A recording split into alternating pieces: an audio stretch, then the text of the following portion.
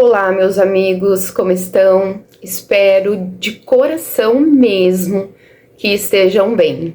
Gostaria muito, mas muito mesmo de estar aqui com boas notícias, mas infelizmente o corpo achado encharqueada realmente é de Vitória.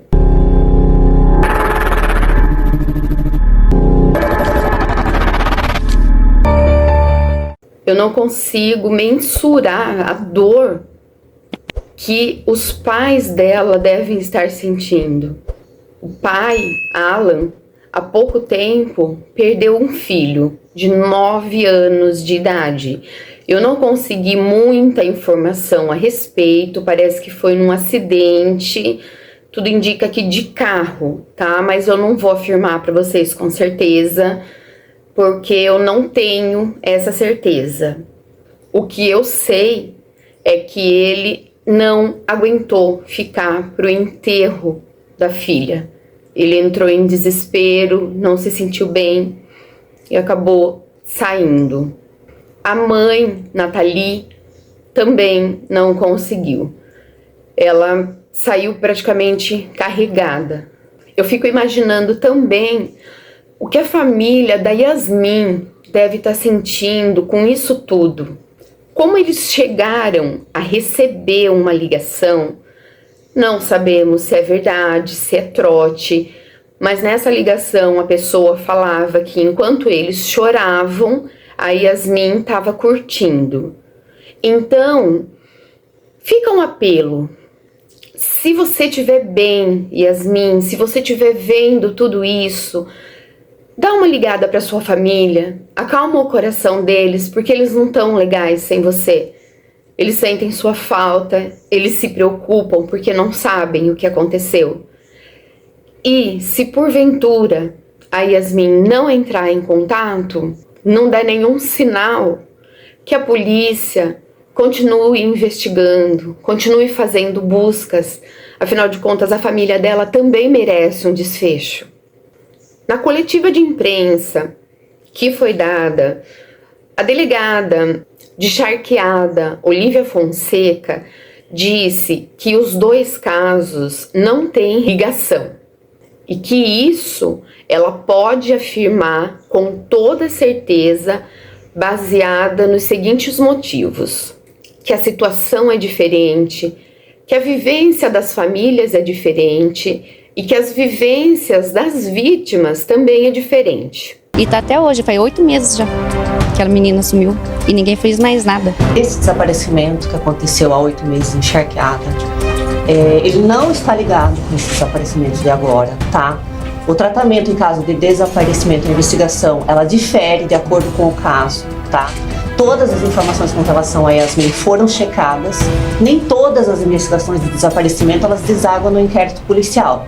Se coletam todos os indícios que tem e às vezes ficam como pessoa desaparecida realmente, tá? Não tem ligação, isso eu posso afirmar com certeza, não tem ligação um caso com o outro. A situação é diferente, a vivência das famílias é diferente, as vivências das vítimas são diferentes. Claro que sim, ninguém é igual a ninguém. Mas e o fato de que o Miguel procurou a família da Vitória com a desculpa, né, de estar se solidarizando, especular sobre a investigação e fez a mesma coisa com a família da Yasmin? Por favor, delegada Olívia, explica isso pra gente. Converso, né, com algumas pessoas sobre as coisas que estão acontecendo. Afinal de contas, eu sou um ser humano normal, eu não fico só aqui gravando vídeos, embora tome bastante do meu tempo e eu agradeço a Deus por isso. A impressão que eu tenho e que algumas pessoas com quem eu conversei têm é que rola da parte da polícia um certo preconceito. Talvez porque nas fotos que a Yasmin postava, ela já não parecesse ser uma menininha, se vestia de maneira sensual, se maquiava. Será esse o motivo para eles afirmarem tanto que o caso dela é de desaparecimento, o que subentende-se que ela fugiu e não que ela foi retirada da família por alguém? Será preguiça? Ou falta de verba que impede que vocês procurem melhor pela Yasmin? Em tudo que eu li, em tudo que eu ouvi, não me pareceu que ela tivesse qualquer motivo para fugir, sem dar sequer satisfação até para as pessoas que ela amava. Sim, sabemos que ela e a mãe tiveram um desentendimento. Inclusive, ela morou por um tempo com o Gabriel nos fundos da casa da mãe. Se fosse algo grave, ela não ia querer ficar no quintal da mãe de forma alguma. Isso é coisa de quem tá apaixonado, que quer ficar pertinho.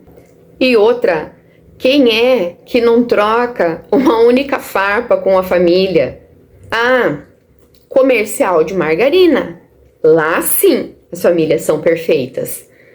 Passou daquilo, eu duvido que exista uma que nunca teve uma pequena divergência. Tem famílias que quase se matam e os filhos não fogem. Vocês conhecem a minha opinião. Eu também não acho legal a maneira com que as meninas hoje se expõem nas redes sociais. Os filtros dessas plataformas que fazem com que elas pareçam mais mulheres do que meninas. E muitas dessas meninas, elas estão imitando as influenciadoras que elas seguem, fazendo caras e bocas para postar sem sequer ter a noção da mensagem que elas estão passando com aquilo. Por isso eu sempre friso o diálogo na família, a importância de ensinar a se respeitar e a respeitar o próximo. A mãe do Miguel, ela aparentemente ficou chocada quando soube o que o filho fez. Detalhe, não era a primeira vez. Eu fiquei me perguntando quando eu vi a cena, será que algum dia essa mulher sentou, conversou com esse filho, explicou para ele a importância de respeitar as outras pessoas, de respeitar as mulheres que sim, são mais vulneráveis. Tanto que o caso está sendo tratado como feminicídio, porque se fosse um garoto passando por ali, esse homem que é suspeito, que a probabilidade de ter sido ele é imensa, afinal de contas, só estavam os dois naquele lugar. Então, é feminicídio.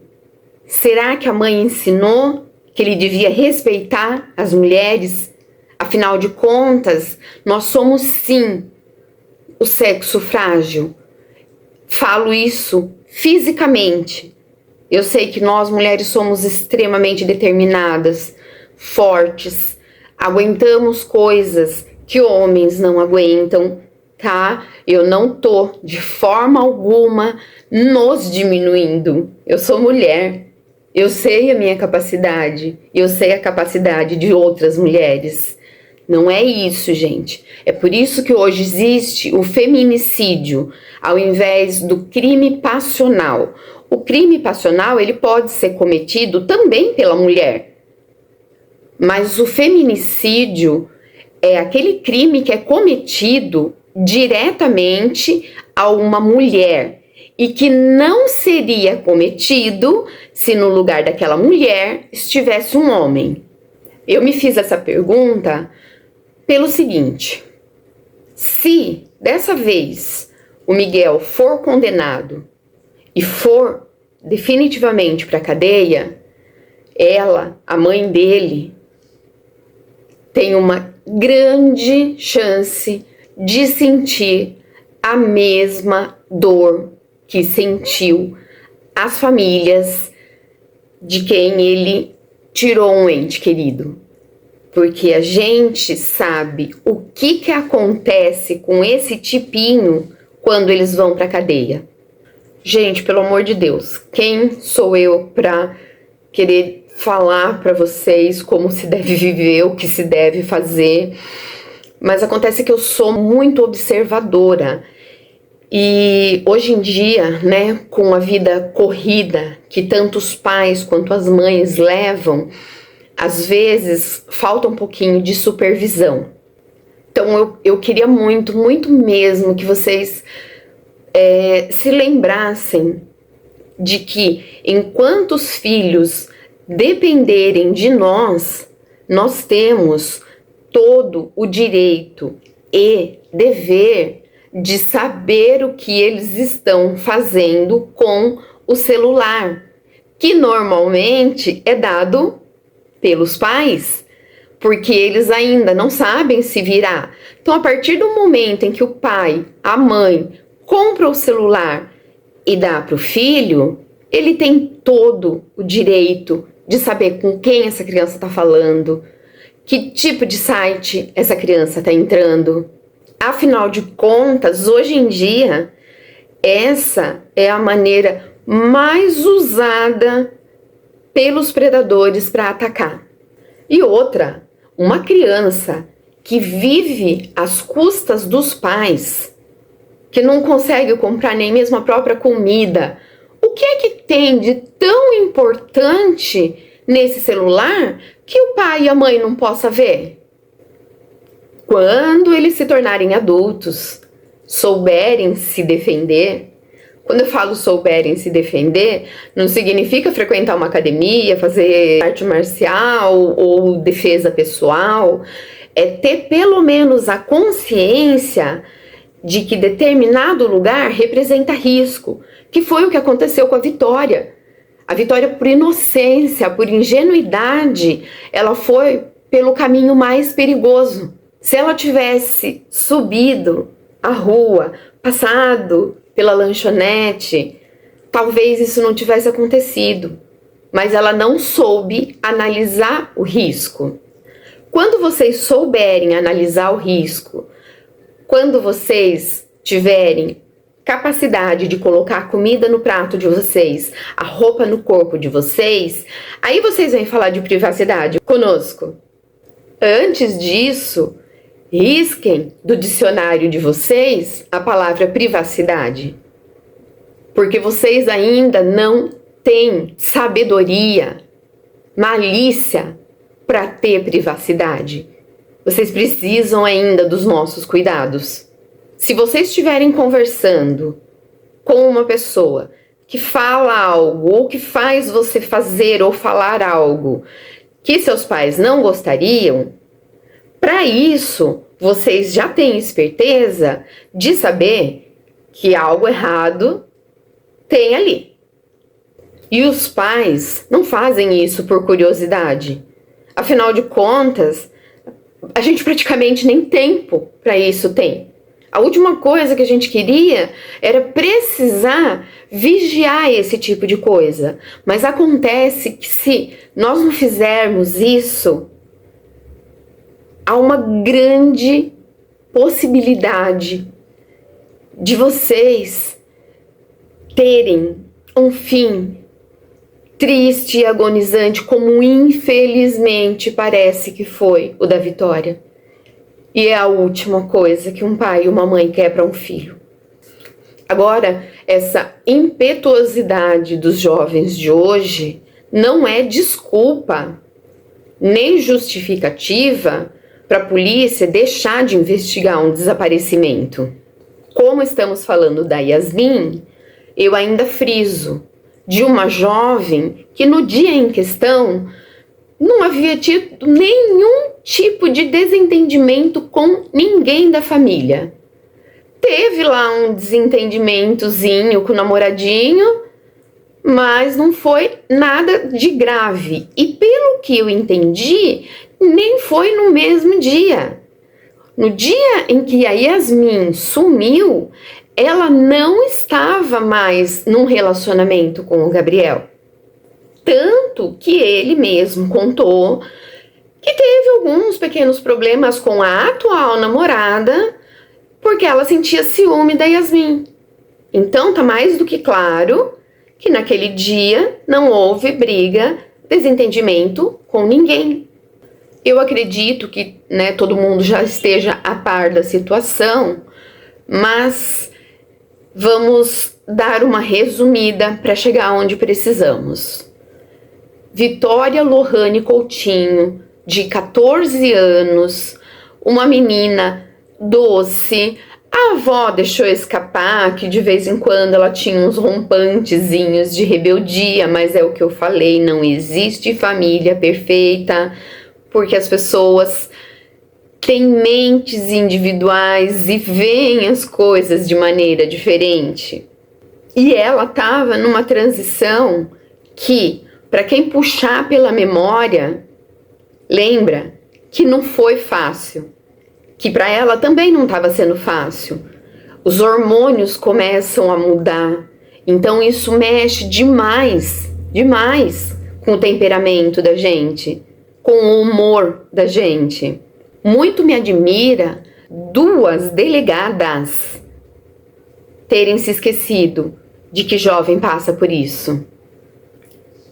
Voltando, a Vitória desapareceu no domingo, dia 21 de abril de 2024, por volta das 22 horas, levando em consideração o horário em que a mãe a viu pela última vez.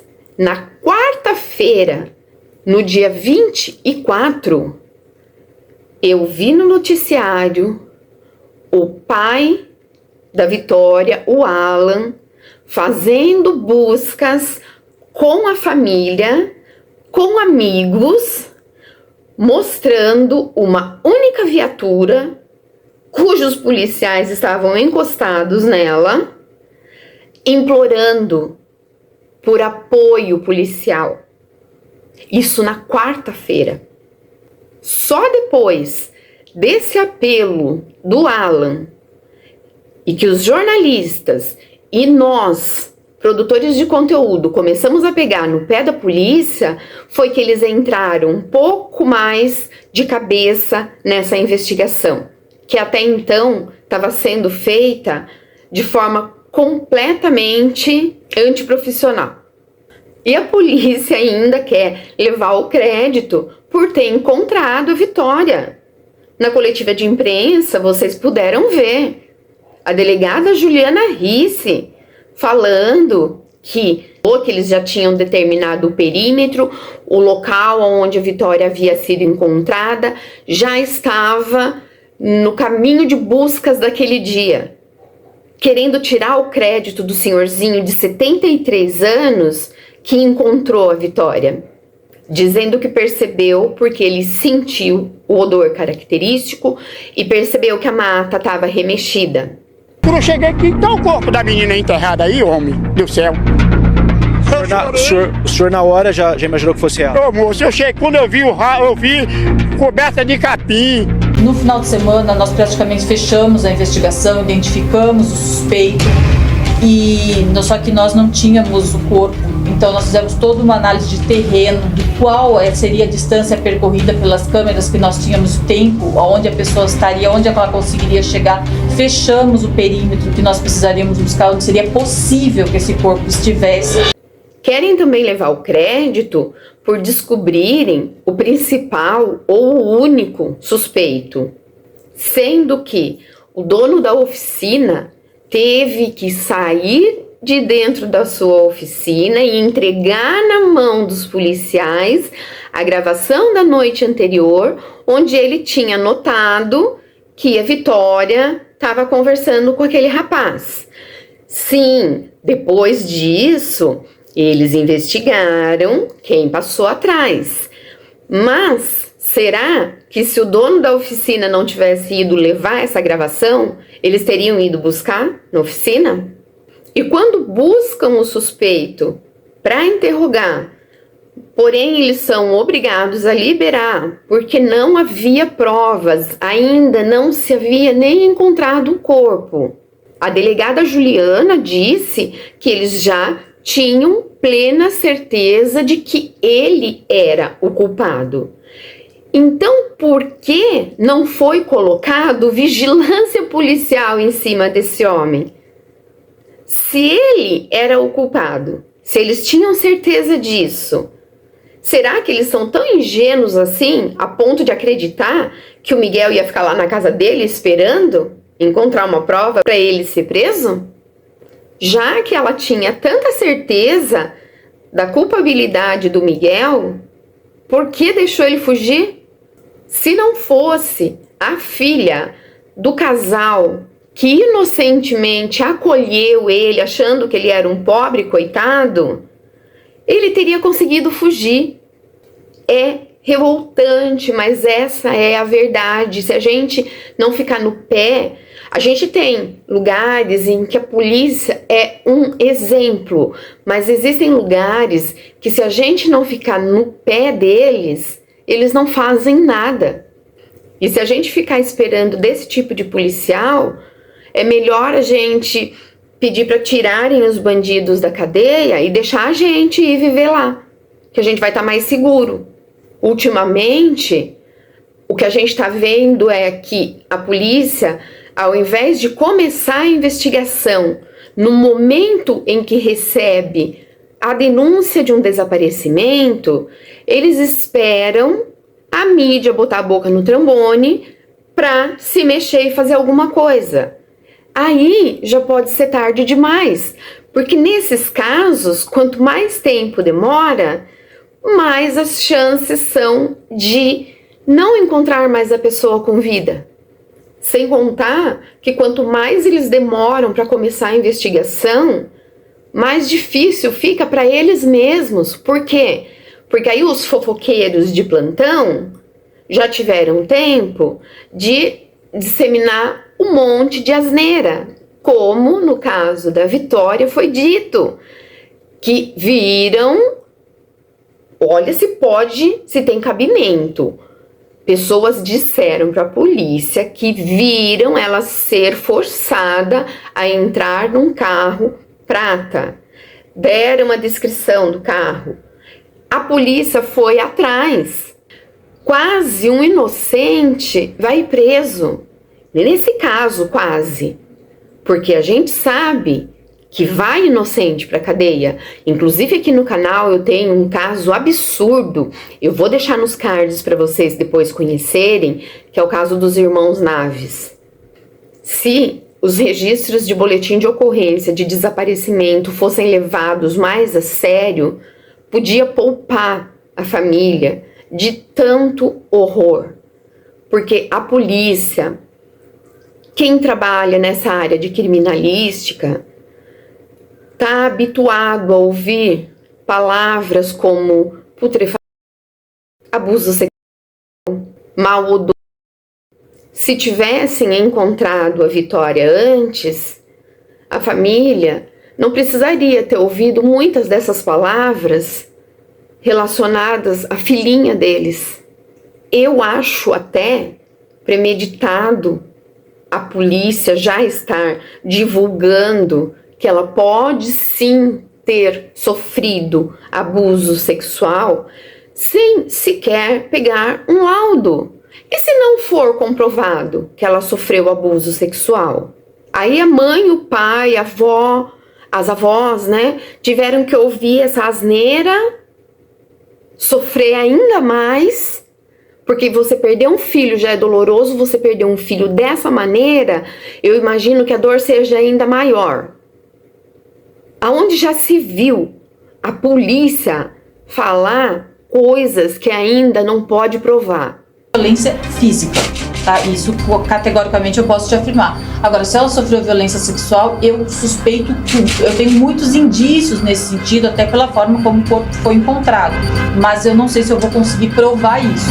Mas a violência física eu posso afirmar que ela sofreu, e há indícios veementes de que ela tenha também sofrido violência sexual. Uma outra coisa que me chamou bastante atenção é que, assim, eu imaginava que tudo que se encontra numa cena de crime ou de desova deveria ser recolhido para exames, ou pelo menos para um descarte correto.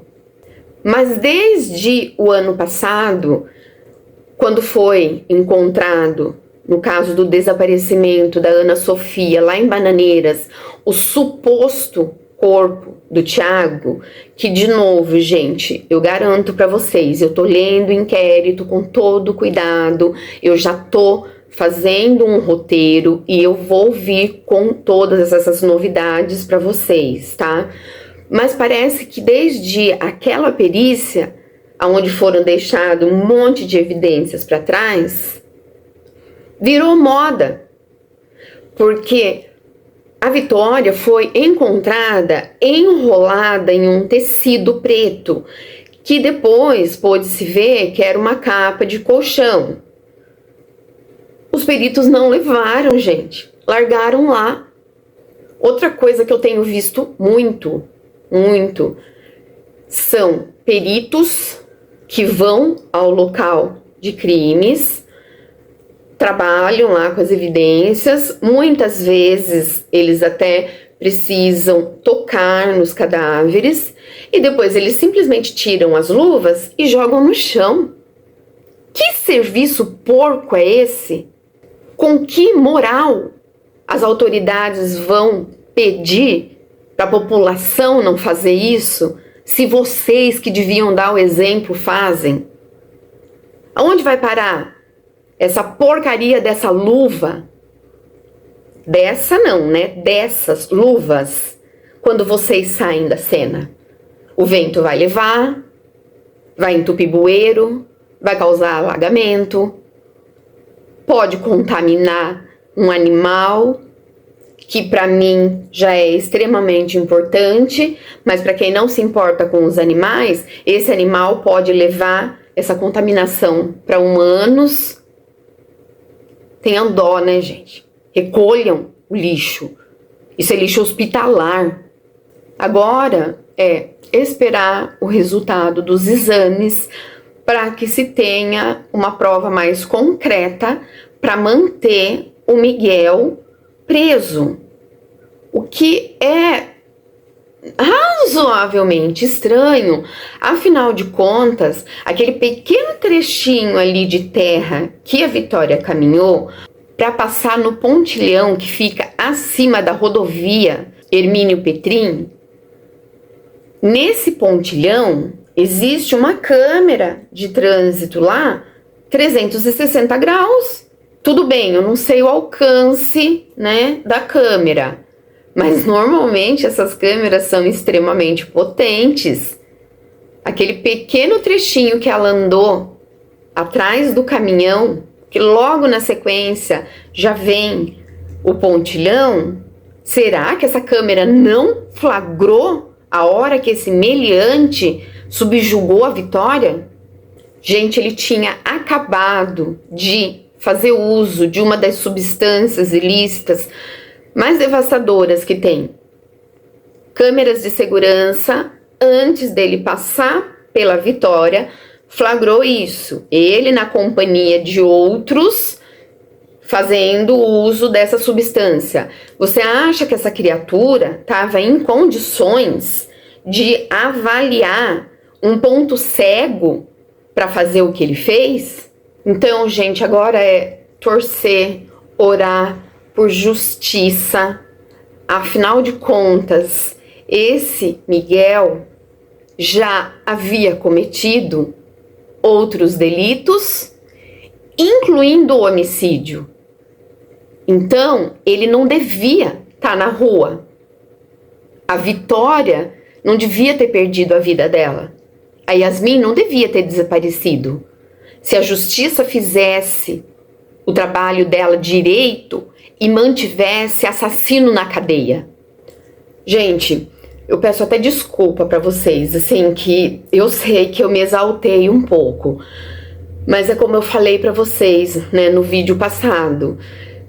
Quando eu criei esse canal, eu queria somente narrar crimes antigos que talvez não trouxessem assim tanta emoção, mas infelizmente, né, vocês já viram que mesmo em crimes antigos, principalmente quando tem criança envolvida, Eu não consigo, né, conter a minha emoção, mas essas situações deixam mesmo a gente indignado. E tudo o que a gente pode fazer é expor esses erros toscos, ridículos, para ver se desperta no judiciário do Brasil e também de outros países, porque eu já contei para vocês, né, um monte de casos absurdos que não acontecem aqui, que acontecem em países de primeiro mundo. Despertar neles um pingo, uma gota que seja de vergonha, para que hajam as mudanças necessárias para diminuir isso. Eu não sei se um dia é possível acabar com isso, mas pelo menos diminuir. É isso aí, gente. Fica a mensagem para vocês do judiciário. Se um dia vocês se importarem e esse vídeo for visto por alguém, tenham vergonha do que vocês fazem. Eu vou ficando por aqui. Mais uma vez agradecendo imensamente a companhia de vocês, que vocês sabem que é extremamente importante para mim e para essas situações, para esses casos. Então eu vou pedir, compartilha, curte, comenta. Se você tá na correria, não tem muito tempo, coloca um emoji no comentário para o algoritmo entender a importância e para que esse vídeo, para que esses tipos de vídeo possam crescer, possam chegar aonde eles precisam chegar. E o algoritmo só vai entender dessa maneira, gente, se vocês se inscreverem no canal. Eu agradeço a todos os inscritos. Eu tenho agora, né, um pouquinho mais de 660 inscritos. Isso, claro, para mim é muito, muito importante. Cada um de vocês é muito importante. E quando eu chegar nos 1000 inscritos, aí sim eu vou ter a possibilidade de ser monetizada. Eu vou poder fazer com que esse canal seja ainda mais prolífero. Agora eu me apaixonei por isso, por expor essas vergonhas e por buscar melhoria. Então, se inscreve, gente, por favor. Dá um likezinho lá, um comentário, nem que seja um emojizinho. Se você conhecer pessoas que estão, né, acompanhando o caso, que tem interesse nesse tipo de assunto, que quer ver um país melhor, um mundo melhor, compartilha com essa pessoa. Vamos fazer com que isso chegue aos ouvidos de quem precisa. E para quem sabe, mudanças serem feitas e a gente não precisar mais ver tantos horrores. Valeu, gente. Beijo no coração e fiquem com Deus.